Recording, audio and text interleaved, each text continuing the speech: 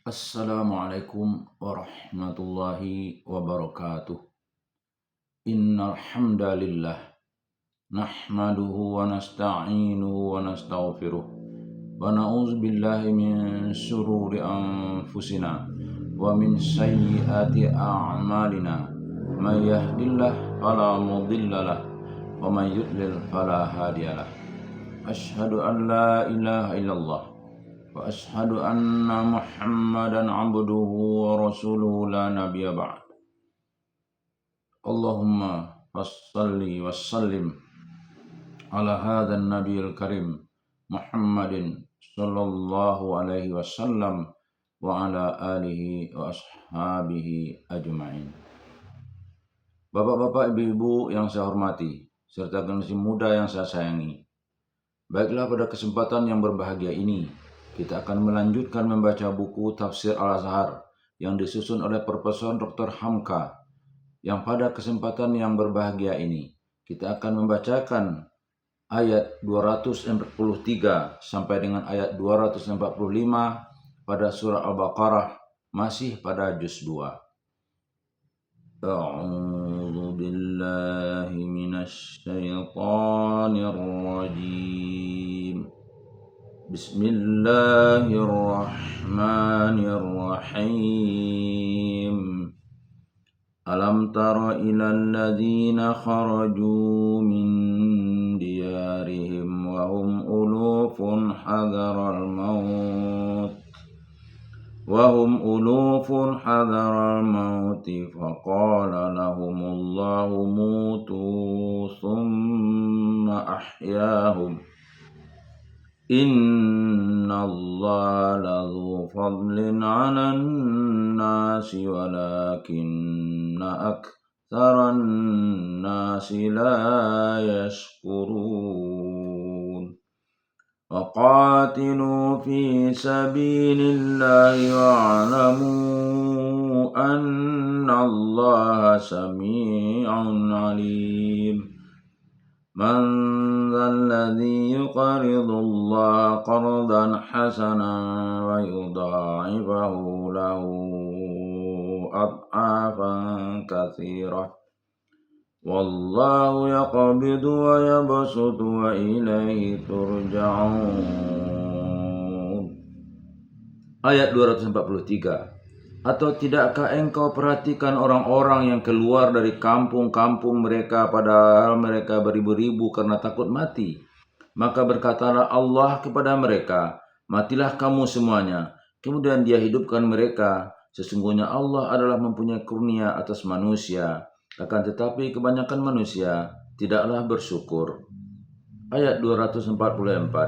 Dan berperanglah kamu pada jalan Allah, dan ketahuilah olehmu bahwasanya Allah adalah Maha mendengar lagi mengetahui.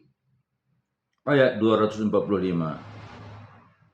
Siapakah dia yang sudi meminjami Allah dengan pinjaman yang baik, supaya Dia gandakan untuknya dengan pergandaan yang banyak, dan Allah menahan-nahan dan meluas lebarkan atau menghamparkan, dan kepadanya lah kamu sekalian akan kembali. Jangan takut mati supaya hidup.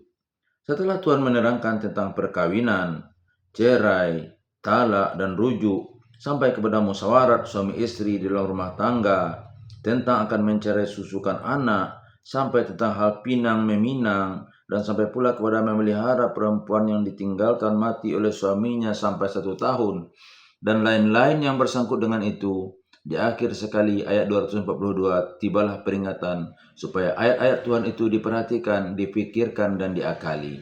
Kalau telah dipikirkan baik-baik, akan mengertilah kamu bagaimana kehendak Allah terhadapmu, maka diaturnya kamu sejak dari dasar, yaitu rumah tangga, sampai kelak menjadi masyarakat yang luas. Di ujung penafsiran ayat 242 itu telah kita nyatakan bahwasanya kalau terdapat kemunduran dalam masyarakat Islam, carilah sebab-sebabnya. Niscaya satu di antaranya yang teramat penting ialah peraturan-peraturan yang telah diberikan Tuhan mengenai kawin, rujuk, talak, mahar, mut'ah, iddah, dan sebagainya itu tidak diperhatikan atau diabaikan. Padahal dari sanalah datangnya pembangunan bangsa. Selesai urusan itu dengan berangsur Tuhan Allah membelokkan pikiran kita kepada urusan kemasyarakatan. Kalau pribadi dan perkawinan yang teratur telah ada, bangsa atau kaum atau umat pun telah tegak. Tetapi barulah masyarakat luas itu mempunyai pribadi yang dapat diketengahkan, yang tegak dengan kokoh kalau pada kaum itu ada semangat berani mati untuk hidup. Oleh sebab itu, supaya suatu kaum tetap hidup, hendaklah berani mati. Kaum yang takut mati karena ingin mempertahankan hidup, maka yang akan tinggal pada dirinya hanyalah hidup yang tidak berarti, hidup yang terinjak dan tertindas, hidup yang diperbudak. Apabila kepribadian satu kaum telah hilang, samalah artinya dengan telah mati, walaupun anggota-anggota bekas kesatuan kaum itu masih ada. Walaupun masih hidup, tetapi tidak ada semangat yang hidup, sama saja dengan telah mati. Oleh sebab itu, untuk mempertahankan hidup yang sejati itu, hendaklah berani berperang menegakkan cita-cita, dan cita-cita yang menjadi puncak dari segala cita, dan tidak ada di atasnya lagi, yaitu cita menegakkan jalan Allah, dan sudi mengorbankan apa yang ada, harta dan jiwa untuk menegakkan jalan Allah itu. Siapa yang sudi berkorban, niscaya akan diganti Tuhan berlipat ganda. Untuk menarik perhatian akan soal ini, Tuhan bersabda, "Atau tidakkah engkau perhatikan kepada orang-orang yang keluar dari kampung-kampung mereka, padahal mereka beribu-ribu karena takut mati?" Pangkal ayat 243. Tuhan di dalam ayat ini menyuruh rasulnya dan umatnya memperhatikan suatu kaum. Beribu-ribu banyaknya. Mereka keluar dari kampung halaman mereka karena mereka takut mati. Kita yang telah mengalami masa-masa peralihan, terutama jatuhnya kerajaan Hindia Belanda dan masuknya tentara Jepang, dapat merasakan apa yang dikatakan oleh ayat ini. Sebab kita melihat bahkan mengalami seketika telah jatuh Singapura.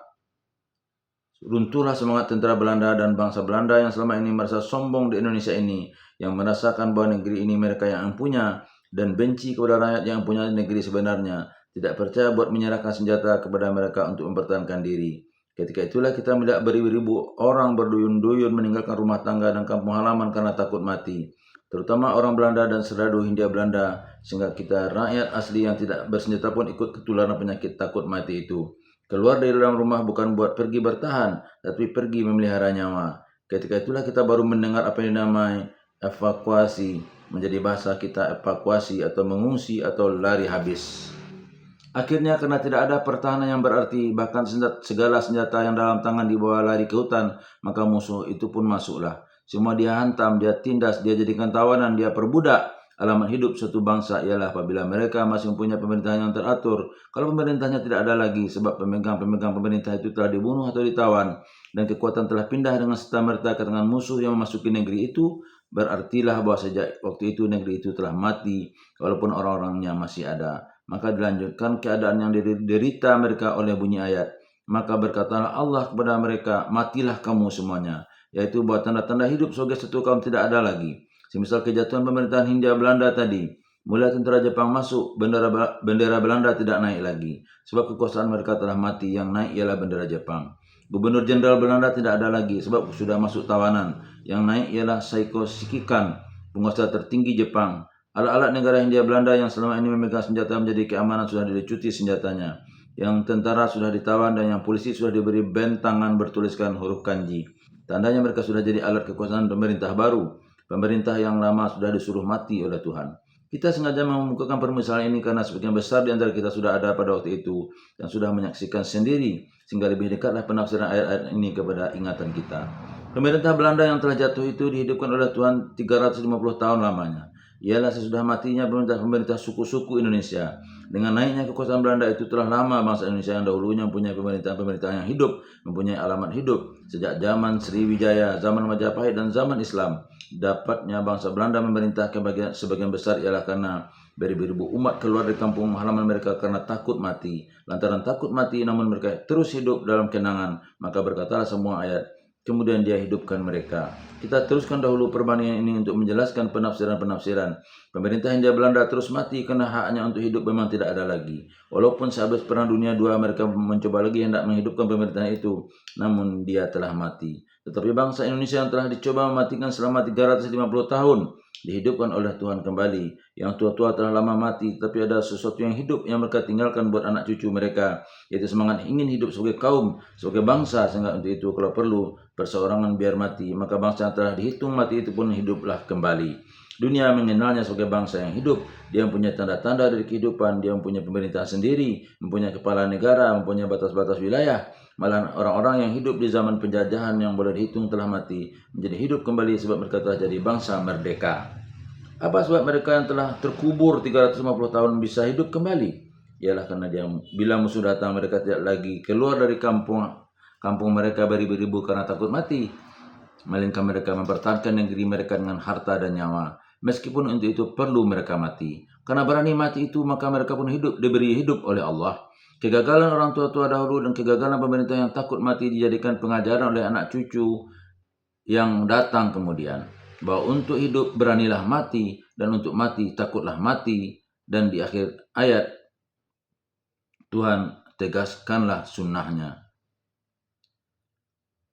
Sesungguhnya Allah adalah yang punya kurnia atas manusia, akan tetapi kebanyakan manusia tidaklah bersyukur. Ujung ayat 243. Kurnia Tuhan senantiasa tersedia, dan kalau pandai berjuang mencapainya, niscaya kurnia itu diberikan.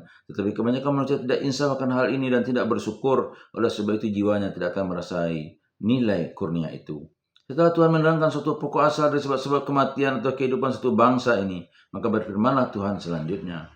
Dan berperanglah kamu kepada jalan Allah, dan ketahuilah olehmu bahwasanya Allah adalah Maha mendengar lagi mengetahui. Ayat 244. Apabila telah dipahamkan ayat di atas, dapatlah lekas dipahamkan pula ayat lanjutannya ini. Kaum-kaum yang beriman tidak akan dapat melanjutkan hidupnya sebagai suatu kaum, sebagai suatu umat, kalau mereka tidak berani berperang pada jalan Allah. Jalan Allah kadang-kadang perlu disuburkan dengan darah mujahidin yang mempertahankan dan menegakkannya. Berperang pada jalan Allah ialah untuk meninggikan kalimat Allah, untuk mengamankan agama dari gangguan musuhnya, dan untuk mempertahankan dakwahnya. Kata sabilillah yang berarti jalan Allah adalah mengandung maksud yang luas sekali.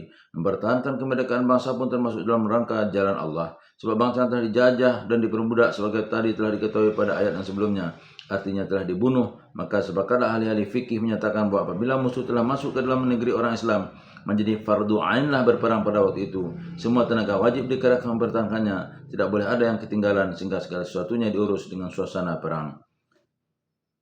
Di ujung ayat Tuhan menegaskan lagi nama dan sifatnya. Pertama, dia adalah mendengar. Kedua adalah dia adalah mengetahui. Niscaya didengarnya keluhan si pengecut yang takut berperang, dan diketahuinya dari si pemalas yang tidak mau berkorban. Padahal sebelum musuh masuk ke suatu negeri Islam, terutama di zaman modern ini, selalu terlebih dahulu mereka membuat propaganda bahwa mereka hendak membebaskan penduduk negeri itu dari sengsara.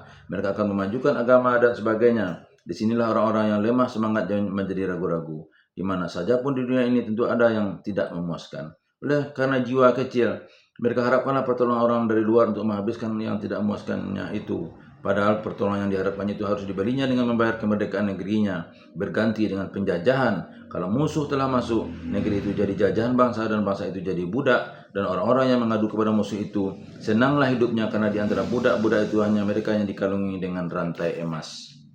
Dari sebab itulah maka Tuhan memperingatkan sifat-sifatnya, yaitu mendengar segala buah tutur dan percakapan hambanya, tutur jujur atau tutur lacur atau cabul, mengetahui akan gerak-gerik kita serta segala rencana yang kita perbuat, rencana yang baik ataupun rencana yang jahat.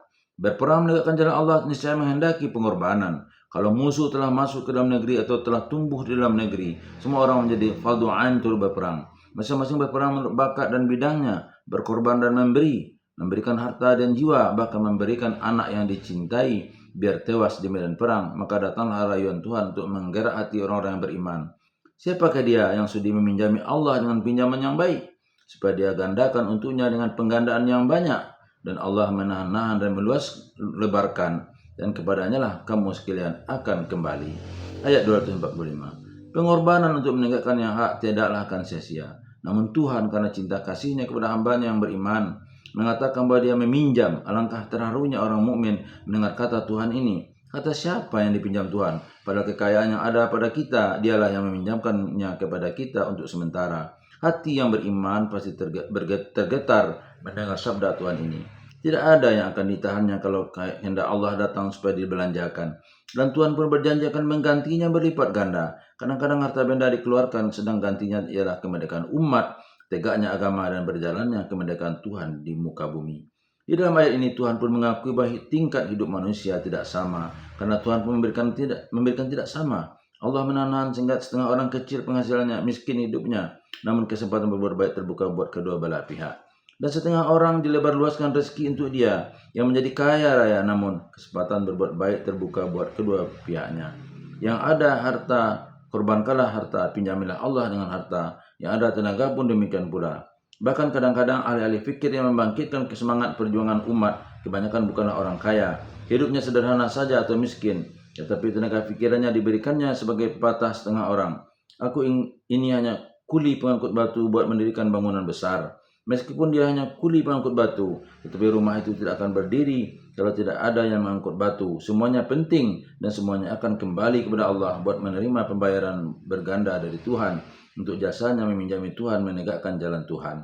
Demikianlah penemuan kita tentang tafsir ini bila mana kita baca langsung dalam Al-Quran. Tetapi apabila kita baca kembali kepada beberapa kitab tafsir, bertemulah beberapa riwayat Israiliyat tentang ayat 243 di atas tadi, yaitu orang-orang yang keluar dari kampung halaman mereka beribu-ribu banyaknya karena takut mati. Mereka disuruh mati oleh Tuhan, setelah mati dihidupkan kembali.